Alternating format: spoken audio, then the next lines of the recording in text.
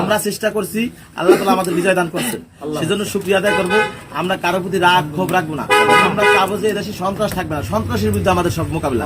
এদেশে চাঁদাবাজ থাকবে না, চাঁদাবাজের বিরুদ্ধে আমরা কথা বলবো। এদেশে ভূমি মানে ঠিকো যারা আছে, ভূমি ডাকাত যারা আছে, তাদের বিরুদ্ধে আমাদের সংগ্রাম করবো। মাদক সম্রাট যারা আছে তাদের ভিতরে আমরা সংগ্রাম করবো। কিন্তু আমরা রাজনৈতিক ভাবে প্রতিহিংসা করবো না। একটা মানুষ সে পছন্দ মতন ভোট দিতে পারে, কিন্তু মিথ্যা প্রপাগান্ডা ছড়াইয়া আমাদেরকে সেও প্রতিপন্ন করছে। আল্লাহর কাছে আমরা বিচার দিছি। আর তাদের ভুল বুঝিয়া যদি শুধরাই যায় আলহামদুলিল্লাহ, আর যদি না শুধরায় আবার অন্যায় পথে থাকে, আবার এই প্রতিহিংসা চালায়, আমরা তাদের দাঁত ভাঙ্গা জবাব দেবো, এটা অবশ্যই ইনশাল্লাহ। এই জন্য আমরা কারোর সাথে খারাপ ব্যবহার করবো না। এবং আমরা বিশেষ করে ঘোষণা দিয়ে দিই, এটা প্রাথমিক ঘোষণা, আগামী 10 দিনের ভিতরে আমাদের পুলেহাটে যদি গাঁজা বা মাদক কোনো জিনিস থাকে, আমি 10 দিনের ভিতরে আপনাদের ঘোষণা দিই যে 10 দিনের ভিতরে আপনার ভালো হয়ে যাবেন, যার যেটুকু আছে খাইয়ে দিয়ে শেষ করে ফেলবেন।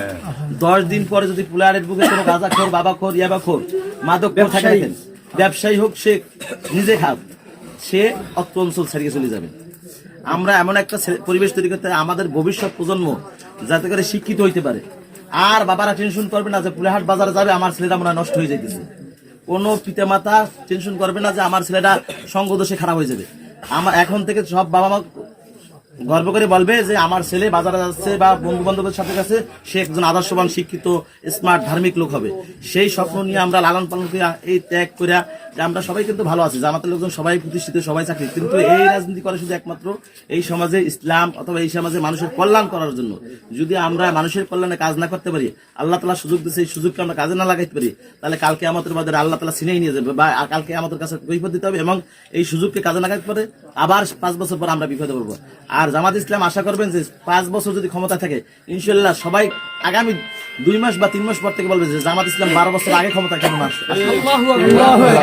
একটা দিন আপনারা দেখতে পাবেন এদেশে কোনো চাঁদাবাজ, সন্ত্রাস, দুর্নীতিবাজ, ভূমি খেপো, পরের জমি টাকা পয়সা দিয়ে মিউচুয়াল করা, সালিশি করা, আমাদের অঞ্চলকে সালিশি করা লাগবে না, কোনো পুলিশের দরকার নাই। আমরা সবাই স্যাক্রিফাইস করি, আমরা সবাই ভাই ভাই, বাতিজা, ছেলে মেয়ে সবাই মিলেমিশে থাকবো। একটু স্যাক্রিফাইস করলে খুব আনন্দ, খুব শান্তি। আর একটু সামান্য যদি করি তাহলে খুবই কষ্ট। তবে কর্তৃপক্ষকে আমরা বলবো তারা প্রতিহিংসা বা মিথ্যা প্রপাগান্ডা না ছড়াক, এবং তারা তাদের ভুল বুঝতে পারবে যে আমরা মানুষ যে সত্যের পক্ষে আছে, ন্যায়ের পক্ষে আছে, ভালো মানুষের সাথে আছে, তার উজ্জ্বল প্রমাণ আজকে ঢাকায় তারেক রহমানের মতো লোক 2 লক্ষ ভোটের ব্যবধান এখানে বাগেরহাট ইনশাআল্লাহ 4 সিট পাইতে যাইতেছি, এবং খুলনা বিভাগ সহ বাগেরহাট, বরিশাল অঞ্চলের অধিকাংশ 95% সিট জামাত ইসলাম ইনশাআল্লাহ পাইতে যাচ্ছে। এটা আল্লাহ তাআলার অশেষ কৃপা। আর মানুষের হাজারো চেষ্টা, রক্ত ত্যাগের বিনিময়ে আল্লাহ তাআলা একদিন মানুষের কল্যাণে যায়।